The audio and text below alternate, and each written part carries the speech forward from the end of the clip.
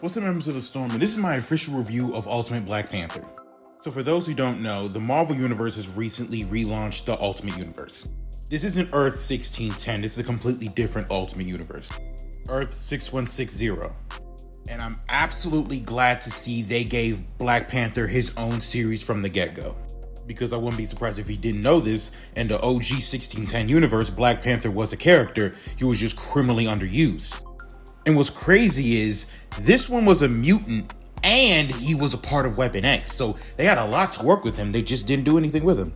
But I am glad to say they did not do this with this Black Panther. So the general premise of this Black Panther story is the fact that Wakanda isn't revealed to the world yet.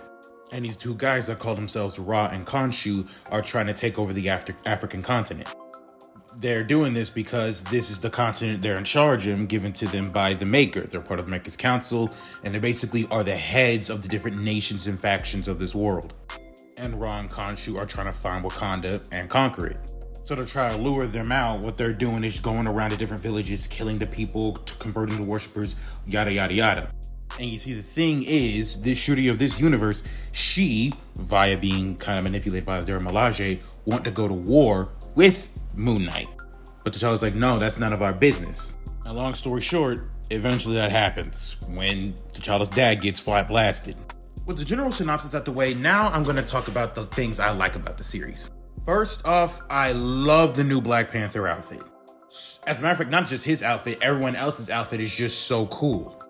While I don't like the Black Panther movie due to some messages they had in it, I like how the comic book kind of took the best parts of the movie and integrated it into this comic book.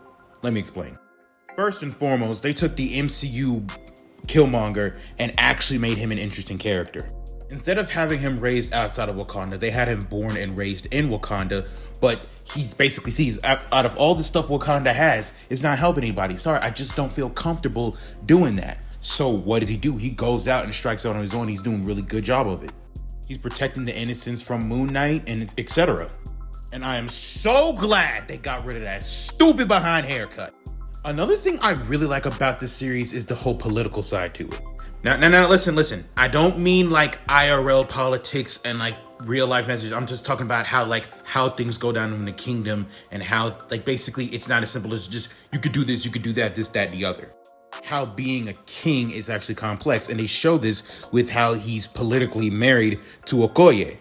I find it interesting that she's trying to uphold her duties as a wife, political wise and stuff like that, and having his back, etc., but they still aren't romantic.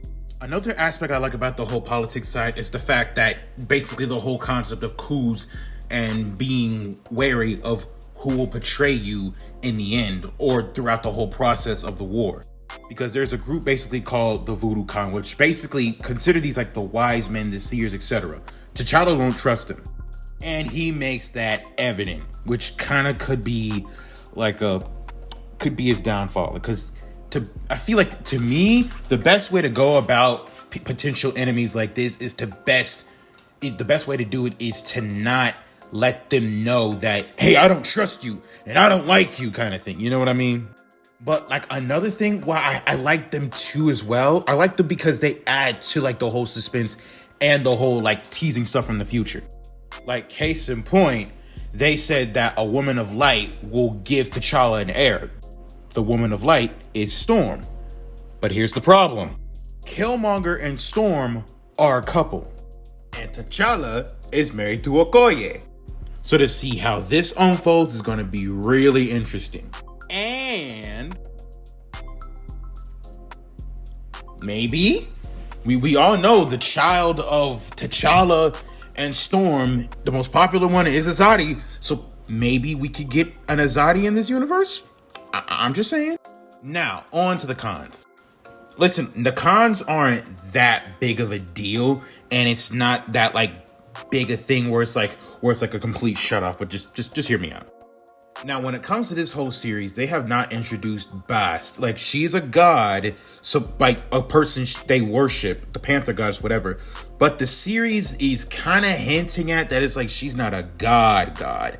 She's more of a panther who came in contact with this unknown material and rapidly evolved. As a matter of fact, even Ra and Khonshu, they call themselves gods, but it's like, I'm not sure if they're actual divine dudes or just post-humans. And post-humans are just basically superhumans. Captain America is a post-human.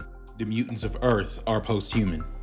And what kind of bugs me at this, like, who knows, maybe the material is a divine material and it does elevate people to actual godhood and stuff. But the reason why I'm kind of like, about it is because, like, I was really looking forward to, like, seeing, like, African mythology and stuff like that, and it actually use gods instead of, like, you know, transhuman, post-human mutations or whatever and stuff like that.